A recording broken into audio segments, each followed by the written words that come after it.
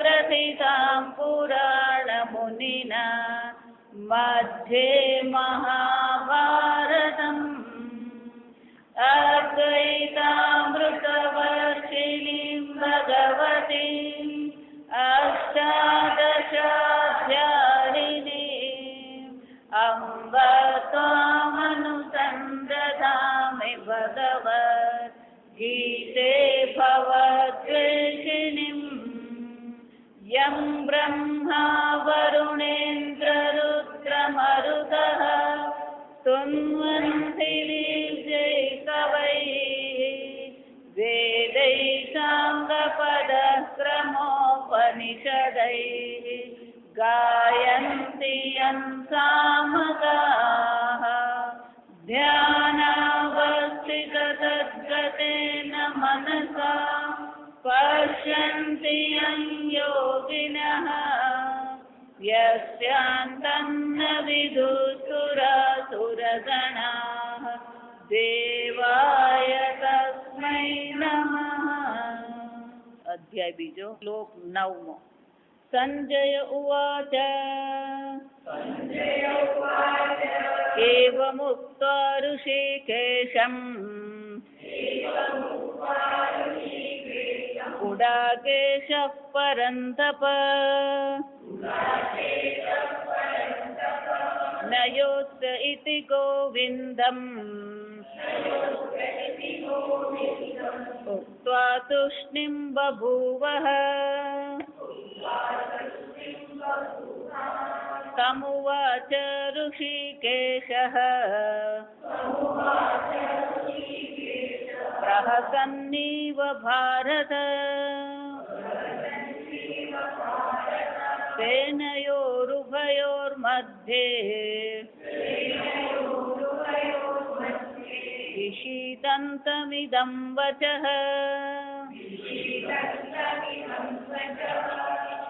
ભગવદ્ ગીતા પર અનેક પ્રકારના ગ્રંથોની રચના કરવામાં આવી છે. આગળ આપણા પ્રસ્તાવનાના જે ભાષ્ય જોયું એમાં શંકરાચાર્યજીએ સ્પષ્ટ શબ્દોમાં કીધું કે આ ભાષ્ય હું શા માટે લખું છું. શંકરાચાર્યજીએ કહ્યું પદ પદાર્થ વાક્ય વાક્યાર્થ.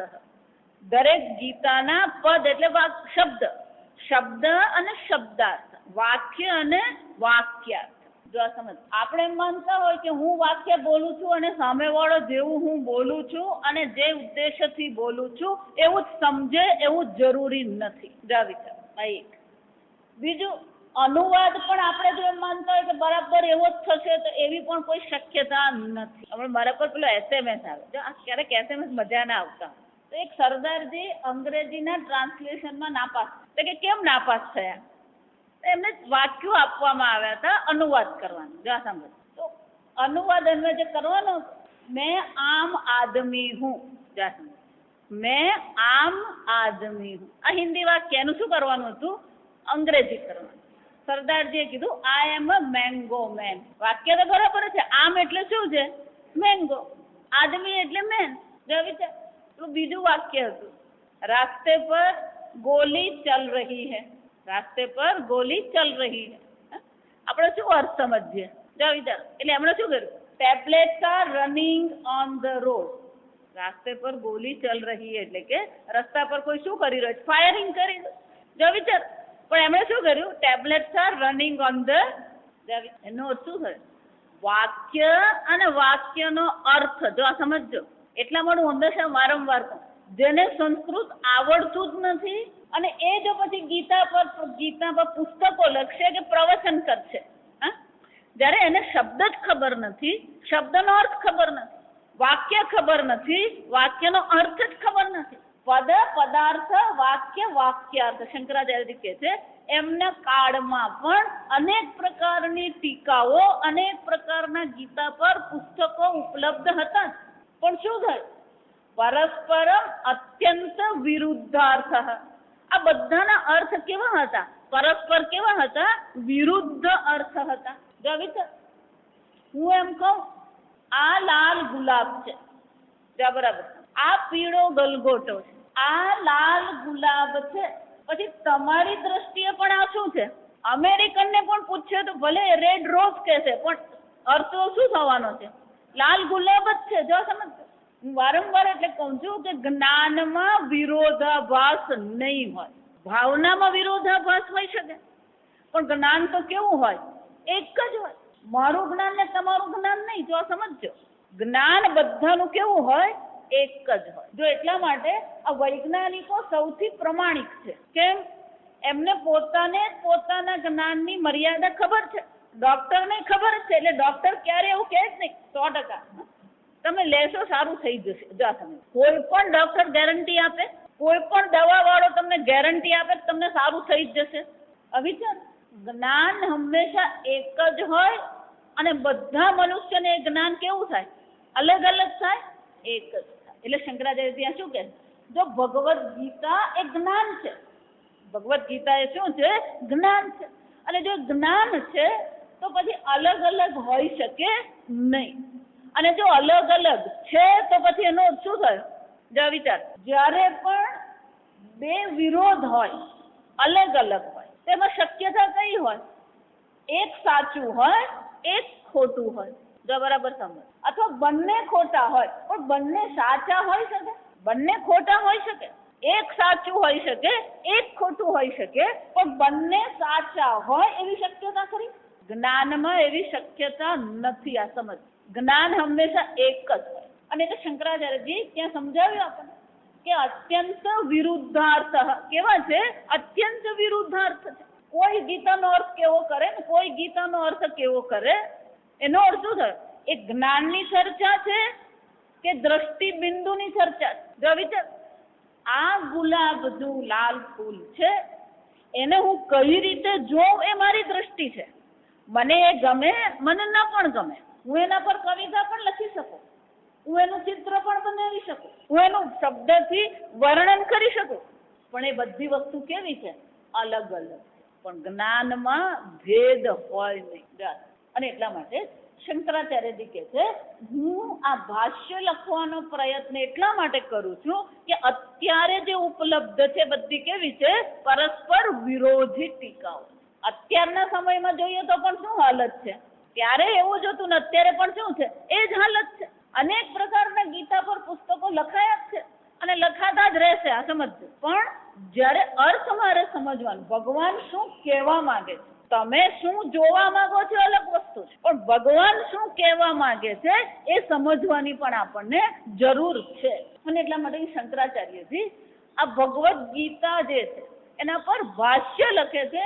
ભાષ્ય લખીને એમણે કોઈ પીએચડી કરવાની નથી. આ સમજ. ગીતાનો યોગ્ય અર્થ આપણી સામે પ્રગટ કરવાનો પ્રયત્ન કરે છે. અને એટલે શંકરાચાર્યજી અત્યાર સુધી પહેલા અધ્યાયના 1 થી 47 શ્લોક, બીજા અધ્યાયના 1 થી 10 શ્લોક કોઈ ટીકા લખતા નથી. કારણ કે કથા છે, વાર્તા છે, આખ્યાયિકા છે.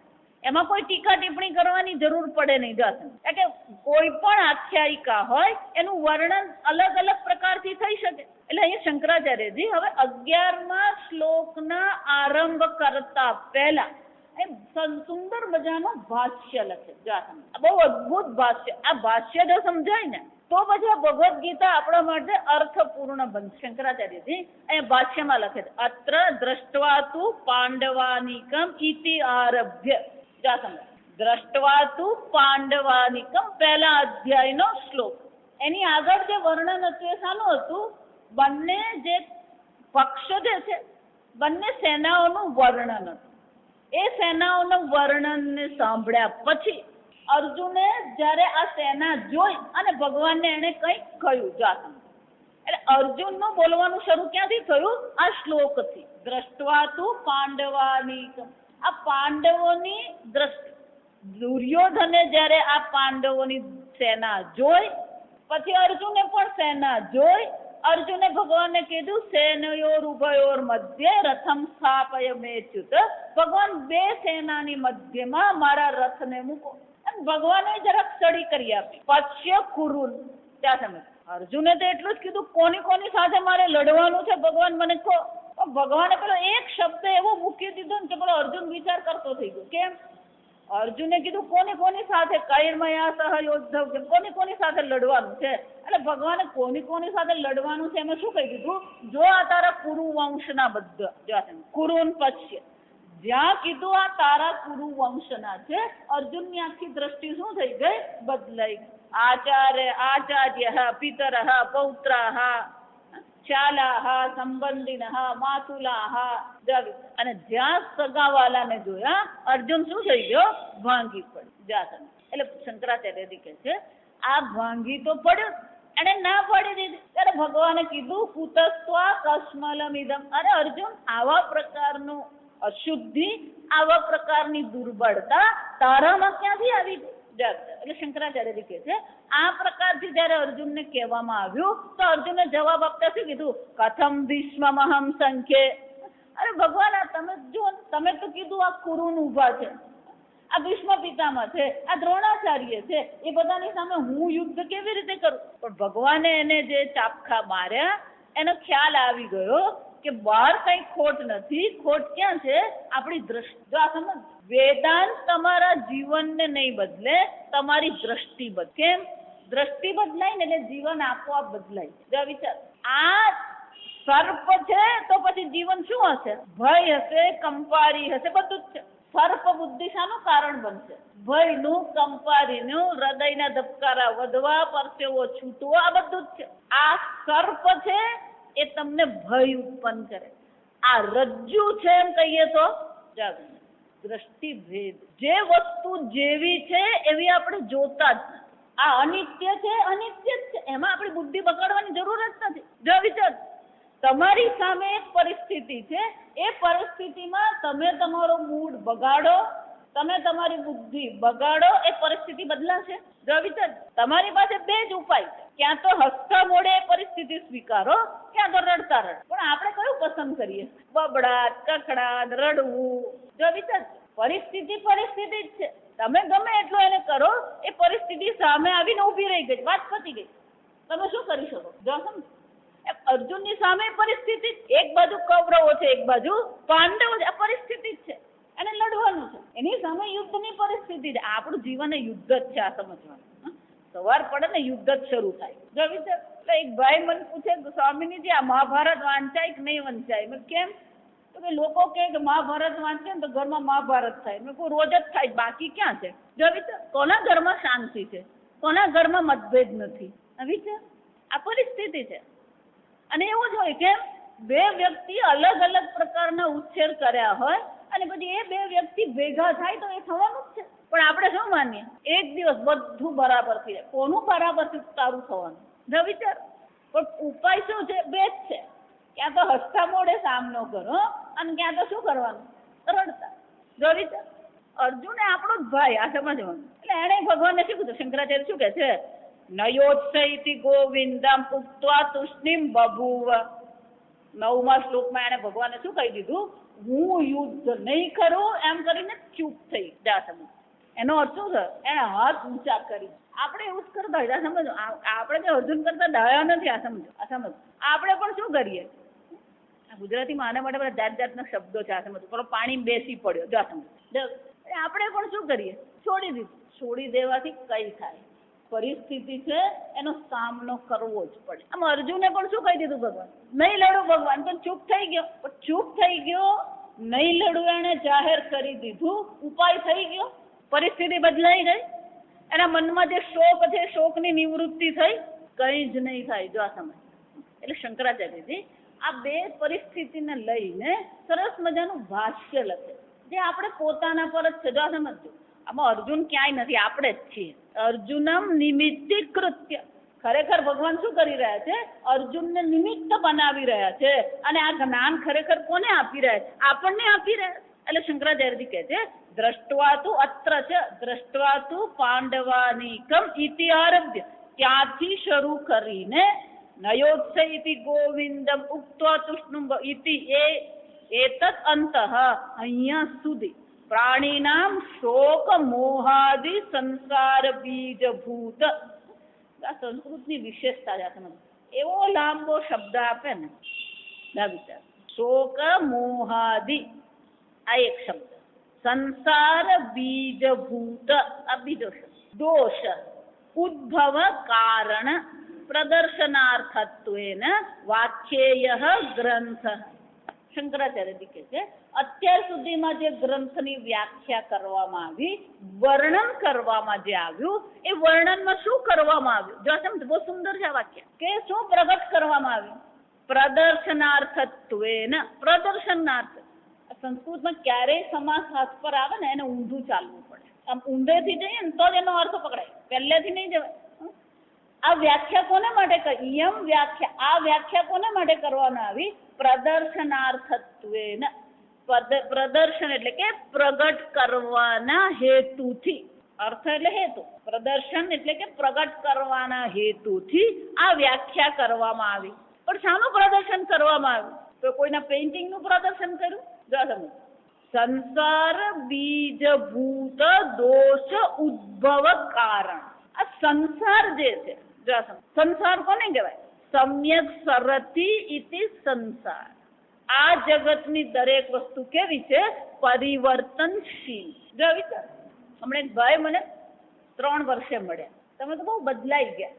કોણ બદલાતું નથી? એમ એવું ઈચ્છતો હોય કે 3 વર્ષ પહેલા એ જે મને મળ્યો તો એવી જ હું હોઉં. શક્ય છે?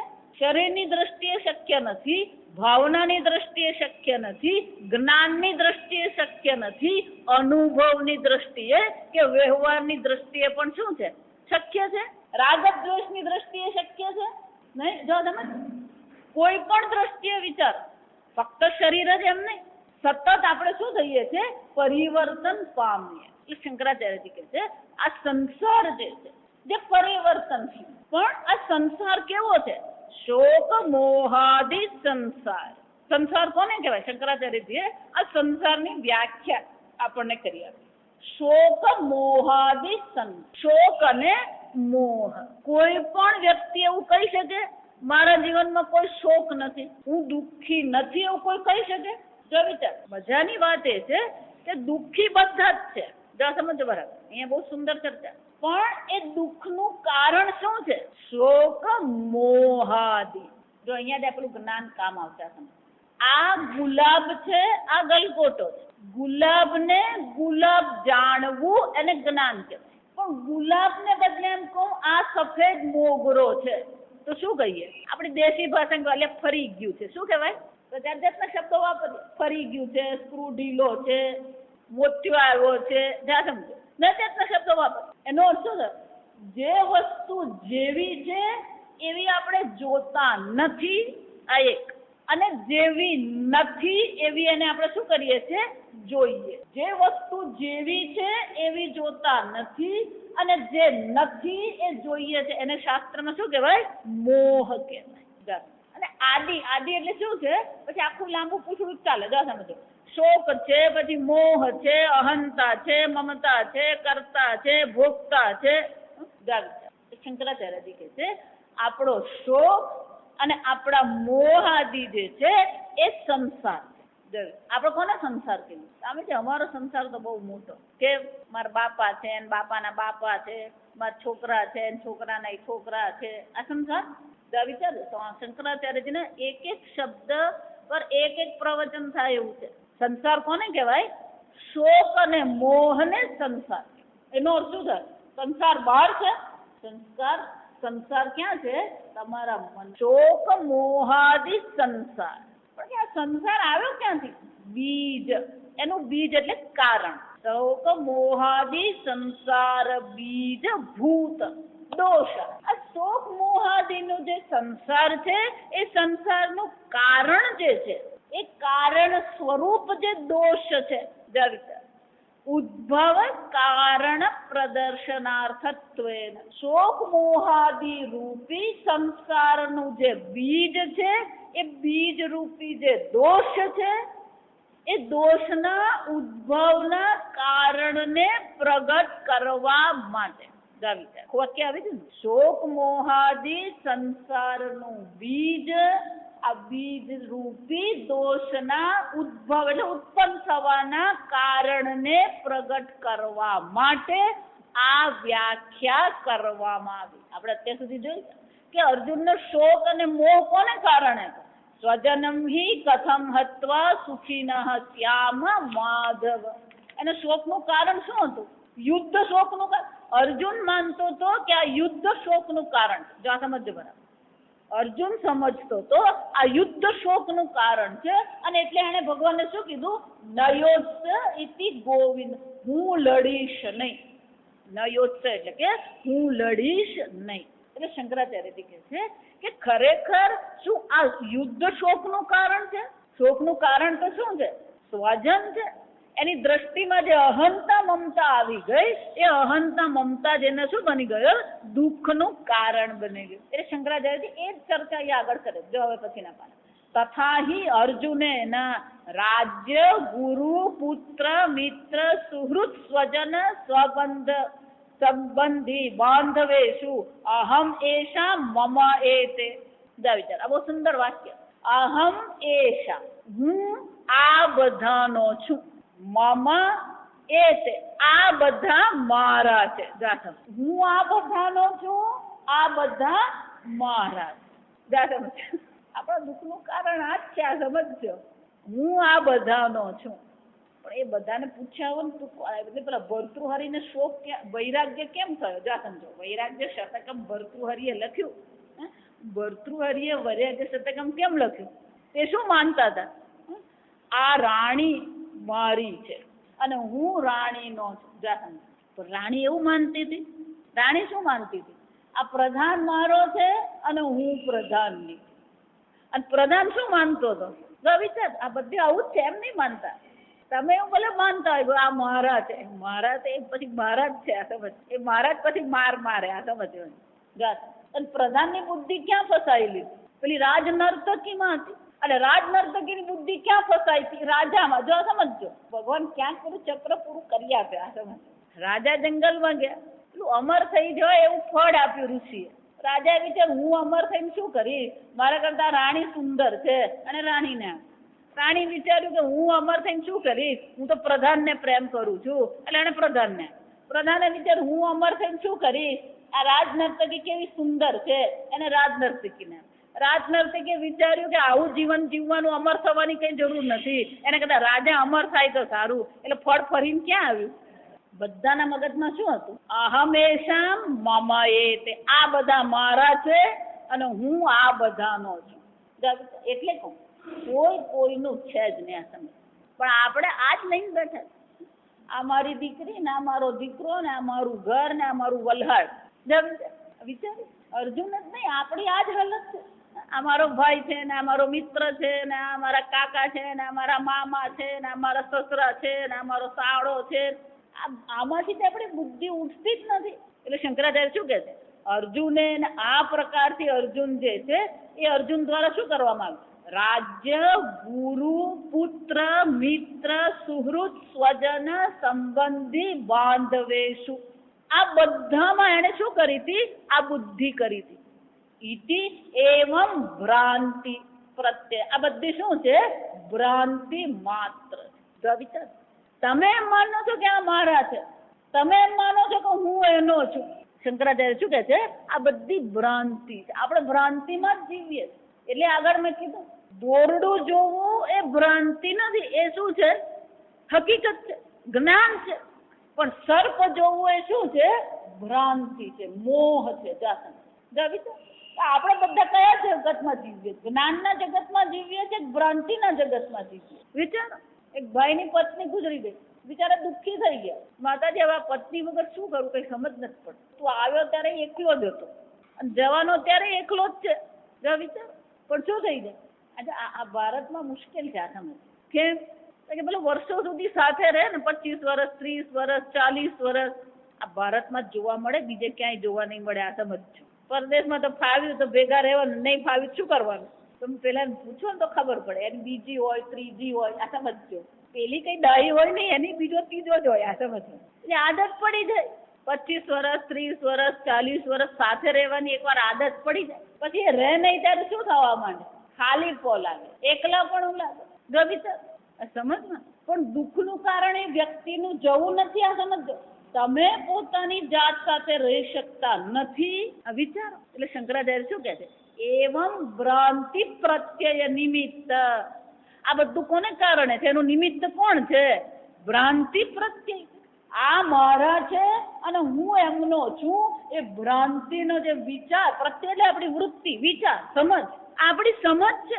આ બધા મારા છે.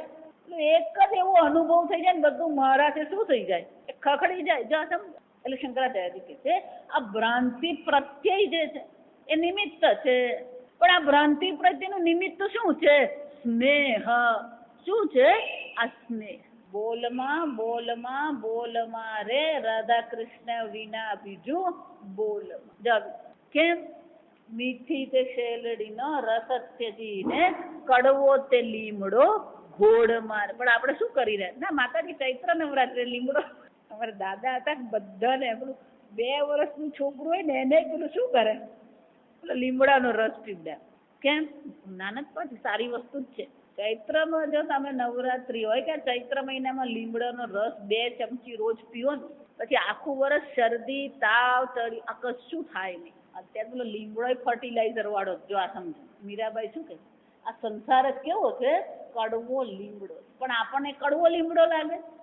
તો આમ દીકરાનો દીકરો ખોળામાં બેઠો હોય, માતાજી લંડન જઈ આવે, છોકરાને ત્યાં છોકરાને રમાડી આવે, એને આમ ગર્વથી વાત કરે. પણ વેદાંત ભણી આવ્યા ને ખબર પડી આ ભ્રાંતિ છે, એમાં આનંદ આવે. એમાં કઈ આનંદ? એ તો માતાજી તમે પ્રવચન કર્યા કરો, એમાં તો બધું ચાલતું રહે. પેલો આનંદ, તું આનંદ સ્વરૂપ આત્મા છે એ કઈ નહીં, એ તો બધું ચાલ્યા કરે. જો સમજ. વેદાંતને આપણે એટલું બધું નિમ્ન કોટીથી લઈએ. આ વાસ્તવિકતા જ. એટલે મેં પ્રારંભમાં કીધું આ ગુલાબ જેમ વાસ્તવિકતા અત્યારે લાગે છે એટલી જ વાસ્તવિકતા કઈ છે? તમે સચ્ચિદાનંદ આત્મા. આગળ અનેક વાર જોઈ ગયા. તમે આ વાસ્તવિકતા ભલે અત્યારે પૂરતું કહીએ. ગઈકાલે આ વાસ્તવિકતા હતી ગુલાબનું પુષ્પ, અને આવતીકાલે આ વાસ્તવિકતા રહેવાની. ગઈકાલે એક કળી હતી, આજે ગુલાબનું ફૂલ છે, અને આવતીકાલે શું થશે? એ કરમાઈ જવાનું. એને જ પરિવર્તનશીલ કહેવાય, એને જ અનિત્ય કહેવાય, એને જ વિકારી કહેવાય. પણ જે વિકારી છે, જે પરિવર્તનશીલ છે, એને આપણે શું માનીએ? એને નિત્ય માનીને ચાલી રહ્યા, એને નિત્ય બનાવવાનો પ્રયત્ન કરીએ. એમાં જ આપણે શું કરી રહ્યા છે? પ્રેમ કરી રહ્યા છે. એટલે મીરાબાઈએ શું કીધું? મીઠી તે શેલડીનો રસ ત્યજીને. આ ભગવાન એ જ આનંદ સ્વરૂપ છે. રસો વૈ સહ. ખરેખર રસ તો ક્યાં છે? એ આનંદ સ્વરૂપ પરમાત્મામાં જ છે. માતાજી તમે ક્યાં આનંદ સ્વરૂપ પરમાત્મા? હું માળા કરતા કરતા મને તો ઊંઘ આવી જાય. મુરારી બાપુ કથા કરે પછી ભજન કીર્તન કરાવે. એટલે એક દિવસ પેલો એક ભાઈ જઈને કે બાપુ આ તમે આટલી સરસ કથા કરો ને, પણ મારી બાજુમાં બેઠેલો તો ઊંઘતો હોય. જા તમે. મુરારી બાપુ કે સારી વાત છે, ઘરમાં ઊંઘ આવતી નહીં હશે, મારી કથામાં જરા શાંતિનો અનુભવ થયો. શું થયો? સમજ. શંકરાચાર્ય શું કે આ જગતમાં આપણી ભ્રાંતિ કઈ છે? સ્નેહ. જા ભ્રાંતિ પ્રત્યય નિમિત્ત સ્નેહ. આ ભ્રાંતિ પ્રત્યેનું નિમિત્ત શું છે? આ સ્નેહ છે. આ જગતને આપણે પ્રેમ કરીએ, પણ ક્યારેય પૂછ્યું આ જગતને તું મને પ્રેમ કરે? આ પરદેશ, આ બધા જેટલા પરદેશ ગયા ને, બધા પતિ પત્નીઓ બધા, જો સમજો હકીકત. પરદેશની સંસ્કૃતિ ને આપણી સંસ્કૃતિમાં બહુ આસમાન જમીનનો ફરક છે. આ સમજો. ત્યાં પેલો કામ પરથી આવે ને દાખલ થાય ને આઈ લવ યુ ડાર્લિંગ આમ કરતો જ શરૂ થાય. જો સમજો. અને પેલો આવું કે નહીં ને તો પેલીને એમ શંકા જાય કેમ આજે બોલ્યો નહીં. પણ ભારતીય સંસ્કૃતિમાં પેલો ભારતીય પતિ પત્ની જો પેલો આવીને જો બોલે ને આઈ લવ યુ, એટલે પેલી શંકા જાય કે આજે કેમ વળી આઈ લવ યુ બોલ્યા. જો સમજો ઊંધું છે. આ સમજો. ભારતીય પતિ જો ભારતીય પત્નીને આઈ લવ યુ કે ને એટલે પેલીને મનમાં આમ તડવડવા માંડે કે આજે અચાનક વાળકાથી ઉભરાઈ ગયું. કેમ? આપણી સંસ્કૃતિમાં એકબીજાને આઈ લવ યુ કહેવાની જરૂર જ નથી. આ સમજો. આપણી સંસ્કૃતિ જ અલગ. વિચાર. બધા કોનાથી બંધાયેલા છે? સ્નેહ પાશ કહેવામાં. પાશ એટલે દોરડું. આ સ્નેહ પાશથી જ બધા બંધાયેલા. અને એ શું છે? આપણા શોક અને મોહનું નિમિત્ત છે. તો કે આ ભગવદ્ ગીતા શાના માટે છે? ભ્રાંતિ પ્રત્યય નિમિત્ત સ્નેહ વિચ્છેદાદિ નિમિત્ત. આ સ્નેહ આદિ જે છે એનો વિચ્છેદ કરવાની શું છે? જરૂર છે. 15મા અધ્યાયમાં ભગવાન સ્વયં કહે છે અસંગ શસ્ત્રેણ દ્રઢેન ચિત્વા. આ સંસાર વૃક્ષ છે. અર્જુન શું કરવાની જરૂર છે? જેમ વૃક્ષને કુહાડીથી શું કરી દેવામાં આવે? છેદીને કાપી નાખવામાં આવે. એમાં સંસાર વૃક્ષને પણ શું કરવાની જરૂર છે? અસંગ શસ્ત્રેણ દ્રઢેન છિદ. માતાજી આ બધું આમ દ્રઢતાથી આ બધું છેદી નાખીએ પછી ક્યાં જઈએ? જવાનું ક્યાંય નથી, ઘરમાં જ રહેવાનું છે. આ સમજજો, રહેવાનું તો જ્યાં છો ને ત્યાં જ છો. એટલે ભગવાને શું કીધું? કયું શસ્ત્ર કીધું? ઋષિકેશ નથી કીધું, અસંગ શસ્ત્ર. આ બધા સ્નેહ આપણે દુઃખનું કારણ છે, તો સ્નેહનો ત્યાગ કરવો એને શું કહેવાય? અસંગ શસ્ત્ર. અસંગ થઈ જવા બધા. સંગ એટલે શું છે? આપણને જે પકડી રાખે. અસંગ એટલે શું છે? છૂટી જાય. આ વસ્તુ જા સમજો, અસંગતા કોને કહે? આ વસ્તુ, આ વ્યક્તિ, આ પરિસ્થિતિ, આ દેશ, આ કાળ મને સુખી કરશે, એ અપેક્ષાને શું કહેવાય? સંગ કહેવાય. દેશ, કાળ, વસ્તુ, વ્યક્તિ, પરિસ્થિતિ, આ બધા પાસે આપણે શાની અપેક્ષા રાખીએ છીએ? મને એક દિવસ સુખી કરશે. અસંગ શસ્ત્ર એટલે શું છે? આમાંની કોઈ વસ્તુ સુખનું કારણ નથી. આ બધાથી આપણે પોતાની જાતને શું કરી દેવાની છે? અલિપ્ત કરી દેવાની. કોઈથી લેપાયમાન થવાની જરૂર નથી. પણ આપણી મુશ્કેલી શું છે? જો વિચાર. એટલા માટે આ સંસાર બીજ જે છે, શોક મોહનું જે કારણ છે, આત્મામાં જે શોક અને મોહ થઈ રહ્યો છે, આ સ્નેહ જે છે, એ સ્નેહના વિચ્છેદની જરૂર છે. સ્નેહ વિચ્છેદાદિ નિમિત્ત આત્મન શોક મોહ પ્રદર્શિત કથમ ભીષ્મહમ સંખ્ય ઇત્યાદિના. અર્જુને ભગવાનની સામે આ પોતાનો મોહ પ્રગટ કર્યો. આ ભીષ્મ પિતામહને હું કેવી રીતે મારું છું? એની સામે ભીષ્મ પિતામહ નતા, એની સામે યોદ્ધો હતો. સમજો, દ્રષ્ટિ બદલાય છે એની. જો એને યોદ્ધા તરીકે જોયા હોત તો એને તીર ચલાવવામાં કોઈ વાંધો નહીં આવ્યો. પણ એને જોયું શું છે? આ ભીષ્મ પિતામહ છે. અને જ્યાં પિતામહ શબ્દ એની બુદ્ધિમાં આવ્યો, તત્કાળ શું થઈ ગયું? નયોત્સૈતિ ગોવિંદ. દ્રષ્ટિ છે. અને એટલે શંકરાચાર્યજી કહે છે આ બધી વસ્તુ જે છે નિમિત્ત આત્મન શોક મોહ પ્રદર્શિત. અર્જુને એના, સમજો પેલો પહેલો શબ્દ છે, અર્જુને શોક મોહ પ્રદર્શિત. અર્જુન દ્વારા અર્જુને પોતાનો શોક અને મોહ ભગવાન સામે શું કર્યો? પ્રગટ કર્યો. આ બધી વસ્તુ કોને કારણે છે? આ સ્નેહને કારણે છે. એટલું જ નહીં, પણ એ સ્નેહ જ માત્ર નહીં. જો સમજાવ શબ્દ જો, સ્નેહ વિચ્છેદ. ભીષ્મ પિતામહ રહેશે નહીં ભગવાન, તો અમે સુખી કેવી રીતે થઈશું? એનો અર્થ શું થાય? આ બધાથી અમે જો અલગ થઈ જઈશું તો એમના વગર અમે રહી શકીશું નહીં.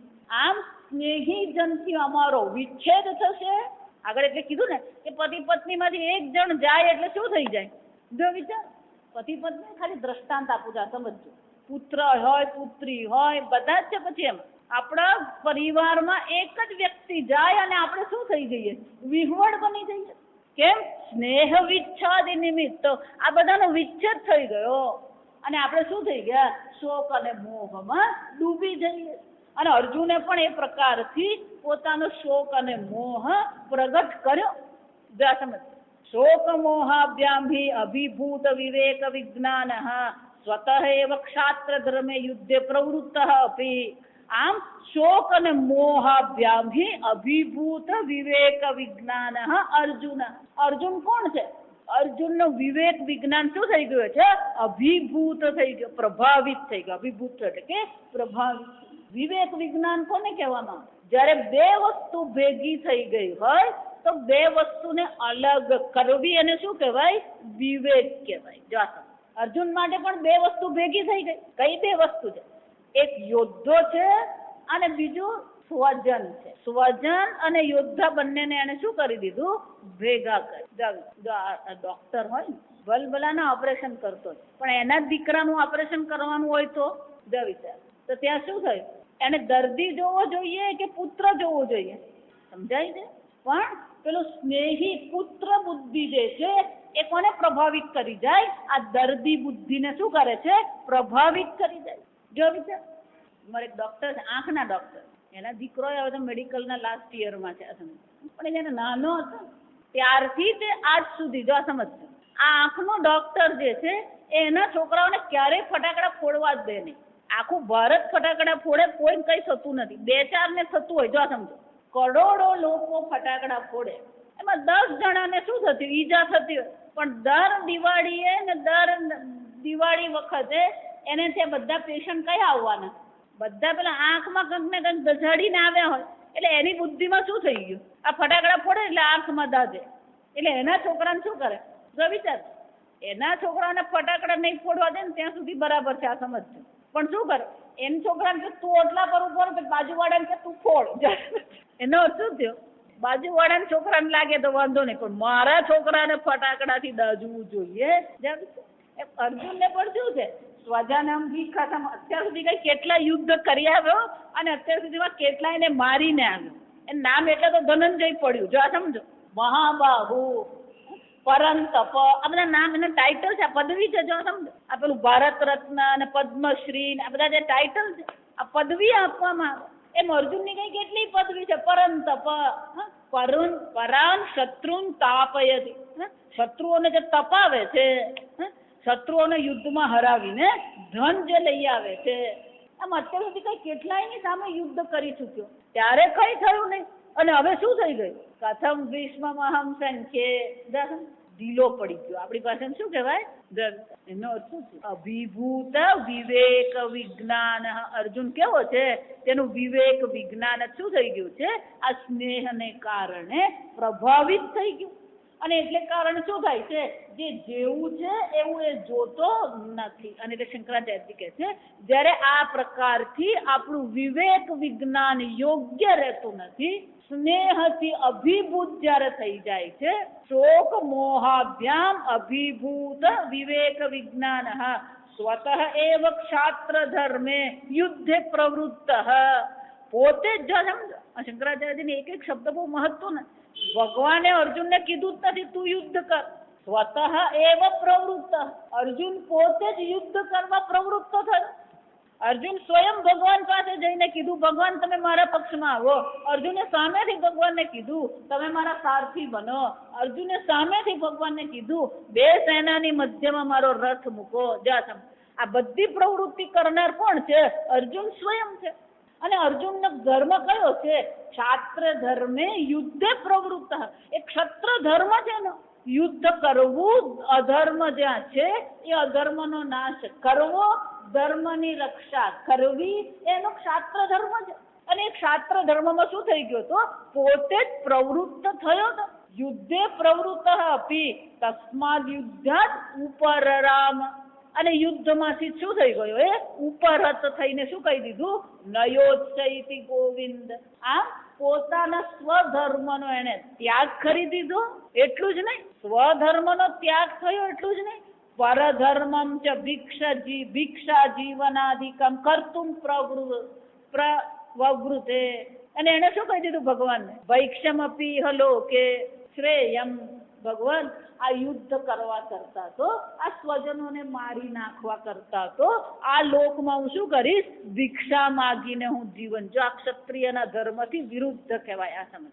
આમ શું થઈ ગયું, સ્વધર્મનો ત્યાગ કર્યો અને પરધર્મ માટે એ પ્રવૃત્ત થવા માટે તૈયાર થઈ ગયો.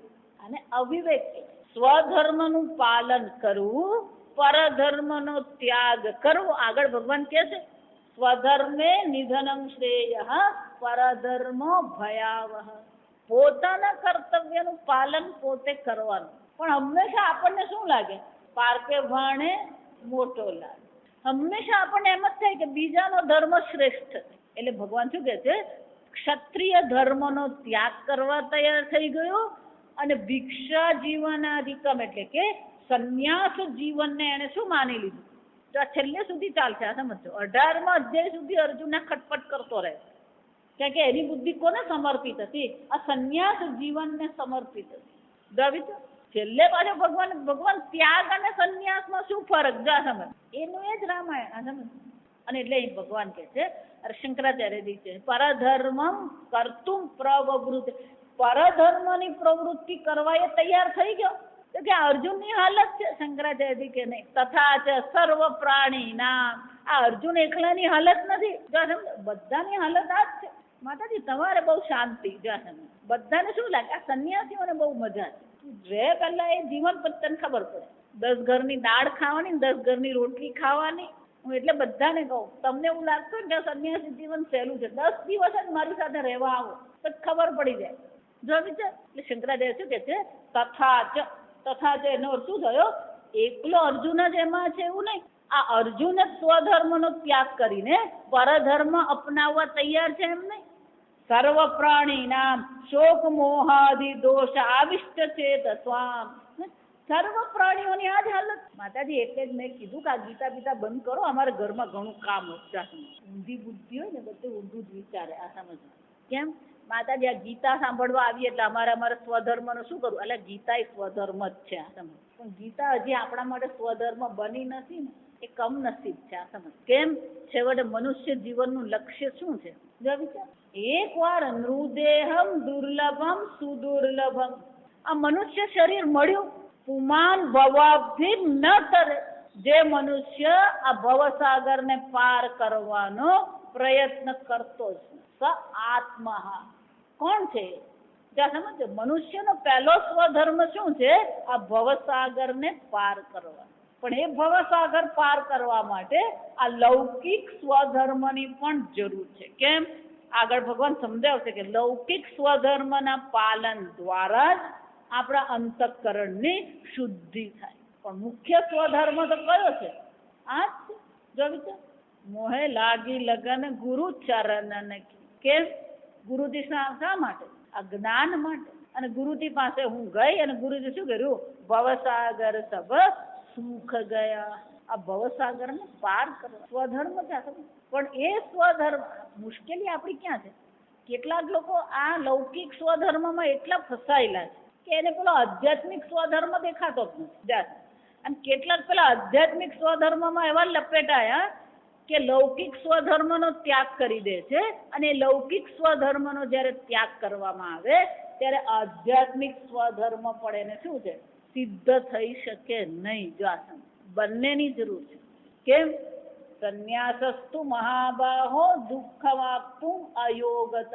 જ્યાં સુધી યોગ બુદ્ધિથી કર્મ કરીએ નહીં, જ્યાં સુધી આપણી બુદ્ધિમાં યોગ્ય પરિપક્વતા નહીં આવે, યોગ્ય પ્રકારથી પોતાના રાગ દ્વેષનું સંચાલન નહીં કરીએ, ત્યાં સુધી શું છે?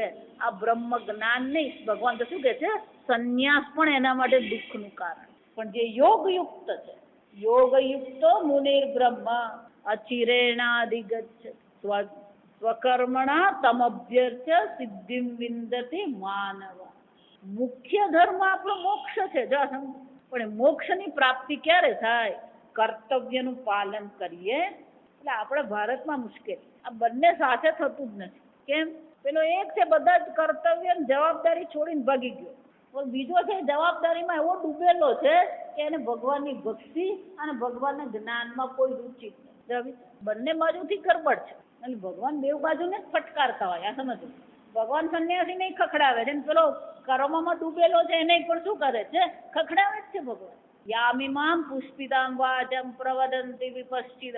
પેલો કર્મમાં જ પડેલો છે. આજે આમ કરવાનું ને પેલું કરવાનું. એટલે ભાઈ કરવાનું છે, કોણ ના પાડે? એટલે શંકરાચાર્ય શું કહ્યું? સંપ્રાપ્તે સન્નિહિતે કાલે નહીં રક્ષ. મૃત્યુ આવીને ઊભું રહેશે, કોણ તમારી રક્ષા? આત્મજ્ઞાન બ્રહ્મ જ્ઞાન સિવાય કોઈ તમારી રક્ષા નહીં કરે. આ સમજ. મૃત્યુ તો પછીની વાત છે. ગડપણમાં પણ જો ખરેખર તમારી રક્ષા કરશે તો કોણ કરશે? આ આત્મજ્ઞાન કરશે, આ ભક્તિ કરશે. કેમ? આંખ નહીં ચાલતી હોય, કાન નહીં ચાલતા હોય, પગ નહીં, બધું ચાલતું શું થઈ જાય? બંધ થઈ જાય. અંગમ ગલિતમ પલિતમ મુંડમ દશન વિહીનમ જાતમ સુંદર. આ બધાની આ દશા થવાની જ છે. આ સમજ. એટલા માટે કહું, Vedanta is a best retirement plan. Best retirement plan કયો છે? આ વેદાંત. સમજ. અને એટલે શંકરાચાર્ય બહુ સરસ કે સર્વ પ્રાણીના, આ ફક્ત અર્જુનને જેમ નહીં, શોક મોહાદિ દોષ આવિષ્ટ ચેતસા. બધાની બુદ્ધિ શાનાથી આવિષ્ટ થયેલી છે? શાનાથી અભિભૂત થયેલી છે? આ જ વિચારોથી. આ મારા છે ને હું એમનો છું. આ અવિવેક બધાની બુદ્ધિમાં પડેલો જ છે અને અવિવેકને કારણે શું થયું છે? શોક અને મોહમાં એ ડૂબેલો જ છે. સ્વભાવતઃ એવ સ્વધર્મ પરિત્યાગ પ્રતિષિદ્ધ સેવા ચ સ્યાત. અને સર્વ પ્રાણીઓને શું કરી રહ્યા છે? પોતાના કર્તવ્યનો ત્યાગ કરે છે અને બીજાના કર્તવ્યનું પાલન કરવાનો પ્રયત્ન કરી રહ્યા. જો વિચાર રોજ બરોજનું પણ આપણે દૈનિક જીવન જોઈએ ને, આજ આપણી હાલત. સવારે ઉઠીએ, સ્નાન કરીએ, સ્નાન કરીને થોડું જપ પાઠ પૂજા કરીએ, આ સ્વધર્મ છે. પણ એને બદલે શું લઈને બેઠો હોય? આપણે હવારના પોરમાં જરાક શાંતિ છે તો હિસાબ કરી નાખો. પણ હિસાબ તો આખી જિંદગી જ કરવાનો. જો વિચાર સવારે ઉઠીને મન પ્રસન્ન હોય તો આપણે શું કરી લઈએ? થોડી ભગવાનની પૂજા કરીએ, ભગવાનનું નામ લઈએ, જપ કરીએ. કાળને અનુરૂપ ધર્મ છે આ, સમજો. ઘરની જવાબદારી તો બધાની જ છે. જો વિચાર એટલે ભગવાન શું કહે? શંકરાચાર્યજી કહે છે દરેક મનુષ્યની આ બુદ્ધિ એવી છે, એને જ્યારે જે કરવાનું છે એ કરતો નથી અને જે નથી કરવાનું એ શું કરતો રહે છે? કરતો જ રહે છે.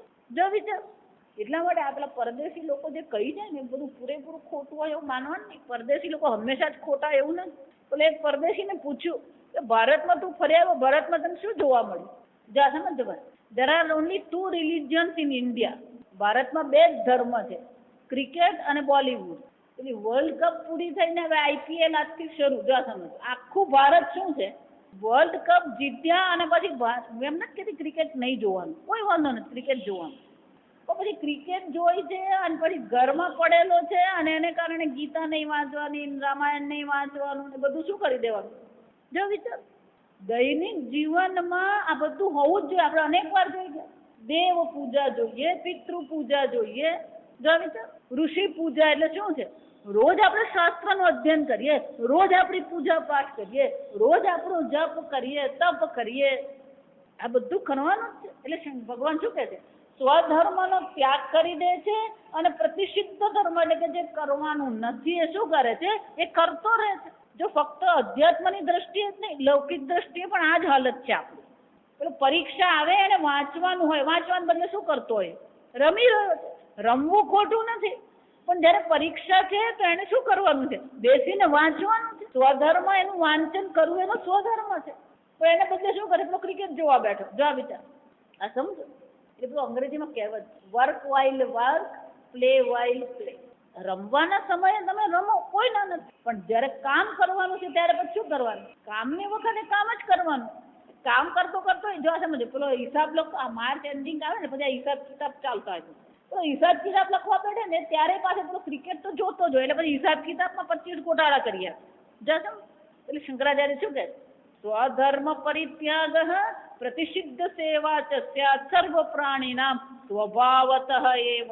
જા સમજો આ વારંવાર હું જે કહું છું, અધર્મ આપણા માટે સ્વભાવ બની ગયો, સહજ થઈ ગયો. અને ધર્મનું પાલન કરવું હોય તો શું કરવું પડે? આપણે વિશેષ પ્રકારથી સંકલ્પ કરવો પડે, નિશ્ચય કરવો પડે, પ્રયત્ન કરવો પડે.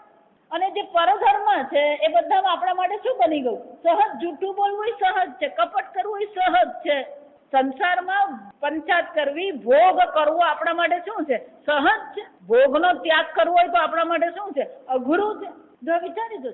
આમ જે સ્વધર્મ છે એ સ્વધર્મ આપણા માટે કઠિન બની ગયો અને જે પરધર્મ છે આપણા માટે કેવો છે? સ્વભાવતઃ બહુ સ્વાભાવિક થઈ ગયું. જો વિચાર આજે જે આંદોલન ચાલી રહ્યું છે, આના હજારે પણ જે બેઠા છે અનશન પર, અહીંયા વલસાડમાં કેટલાક લોકો બેઠા.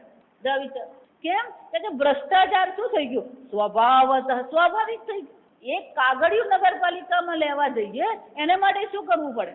એને ત્યાં બેસાડ્યો છે શાના માટે? સર્ટિફિકેટ આપવા માટે. પણ એ સર્ટિફિકેટ લેવા માટે આપણે શું કરવું પડે?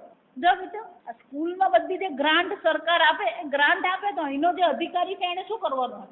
ગ્રાન્ટનો ચેક આપી જ દેવાનો હોય. એનું ધર્મ છે. પણ કોઈ પણ ચેક આપવા તૈયાર છે? જો વિચારી આપણો જે હક છે કાયદા કાનૂન પ્રમાણે આપણે જે મેળવવાનું છે એ મેળવવા માટે પણ આપણે શું કરવું પડે? આ સમજ. સરકારની ગ્રાન્ટ મળે એટલે માની નહીં લેતા કે અમર મળી ગઈ. એ ગ્રાન્ટનો ચેક લેવા માટે પેલા 2000 આપવા પડે તો પેલો ચેક તમને આપે. વિચારી આપણો ટેલિફોન છે, ટેલિફોનનું દર મહિને ભાડું ભરીએ, તો ટેલિફોનનું જ્યારે તમે ભાડું ભરી રહ્યા છો તો એ ભાડું ભરો છો એનો અર્થ શું થયો? તમને સેવા આપવી એનું કર્તવ્ય છે. તમારો ટેલિફોન બગડી ગયો છે, એ રિપેર કરવા આવે જ નહીં. અને રિપેર કરવા આવે તો એને ચા નાસ્તો કરાવવાનો. જો વિચારી જોજો. આમ સ્વધર્મનો ત્યાગ છે અને પરધર્મ શું કરી રહ્યા છે? અપનાવી રહ્યા. અને બધી વસ્તુ કેવી થઈ ગઈ? સ્વભાવતઃ, સ્વાભાવિક થઈ ગઈ. પેલો ટેલિફોન રિપેર કરવા આવે એટલે એને પેલો ચાંદલો કરી જ દેવાનો, એને ચા નાસ્તો કરે, કોઈ જરૂર નથી. જો તમે ગરમી પડી રહી છે એને તમે પાણી આપો, બરાબર. લૌકિક જગત જોઈએ, આધ્યાત્મિક જગત જોઈએ, ધાર્મિક જગત જોઈએ, બધે શું થઈ રહ્યું છે? સ્વધર્મનો ત્યાગ થઈ રહ્યો છે અને પરધર્મ બધા અપનાવી રહ્યા છે. અને એટલે શંકરાચાર્યજી કહે છે આ બધું થઈ રહ્યું છે.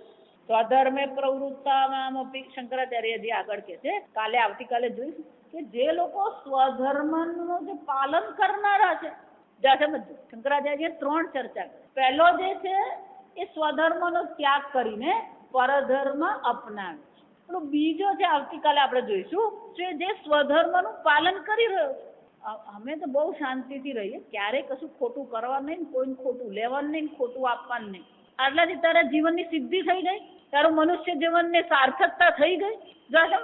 ધર્મયુક્ત જીવન જીવવું એ બરાબર છે, પણ ધર્મયુક્ત નૈતિક જીવન જીવવા માત્રથી મનુષ્ય જીવનની સાર્થકતા નથી. આ સમજો. એટલે શંકરાચાર્યજી આગળ આપણને દર્શાવશે કે જે લોકો સ્વધર્મનું પાલન કરી રહ્યા છે એને માટે અત્યારે જીવન પૂરતું નથી. કે સંસાર બીજ શોક મોહાદિ નિમિત્ત, સ્વધર્મનું પાલન કરવાથી શોક અને મોહની નિવૃત્તિ થશે. સંસારનું બીજ જે છે, આગળ આપણે જોઈ ગયા કે અજ્ઞાનને કારણે આ બધી વસ્તુ છે. આ બધી મુશ્કેલી કોને કારણે છે? તમે તમારા સ્વરૂપને ઓળખતા નથી. આત્માના સાચા સ્વરૂપને ન ઓળખવાને કારણે, અવિદ્યાને કારણે. ધર્મનું પાલન તો કરવાનું, પણ અવિદ્યાની જો નિવૃત્તિ કરવામાં નહીં આવી તો અવિદ્યાની નિવૃત્તિ ન થશે તો શોક અને મોહની પણ નિવૃત્તિ થઈ શકે એમ છે જ નહીં. અને એટલે શંકરાચાર્યજી આગળ બહુ સુંદર ચર્ચા કરે છે. આવતીકાલે આપણે ઓમ સ્વસ્તિ પ્રજાભ્ય પરિપાલયન્તામ ન્યાયેન માર્ગેણ મહિં મહિષાઃ ગોબ્રાહ્મણેભ્ય શુભમસ્તુ નિત્યં લોકા સમસ્તા સુખિનો ભવન્તુ કાલે વર્ષતુ પર્જન્યઃ પૃથ્વી સસ્યશાલિની દેશોऽયં ક્ષોભરહિતઃ બ્રાહ્મણા સંતુ નિર્ભયાઃ ઓમ સર્વેષાં સ્વસ્તિર્ભવતુ સર્વેષાં શાંતિર્ભવતુ સર્વેષાં પૂર્ણં ભવતુ સર્વેષાં મંગલં ભવતુ સર્વે ભવन्तु સુખિનઃ સર્વે સन्तु નિરામયાઃ સર્વે ભદ્રાણિ પશ્યन्तુ મા કશ્ચિत् દુઃખભાગ્ ભવેत् અસતો મા સદ્ગમય તમસો મા જ્યોતિર્ગમય મૃત્યોર્મા અમૃતંગમય. ઓમ પૂર્ણમદઃ પૂર્ણમિદં પૂર્ણાत् પૂર્ણમુદચ્યતે પૂર્ણસ્ય પૂર્ણમાદાય પૂર્ણમેવાવશિષ્યતે. ઓમ શાંતિ શાંતિ શાંતિ. હરિ ઓમ શ્રી ગુરુભ્યો નમઃ. હરિ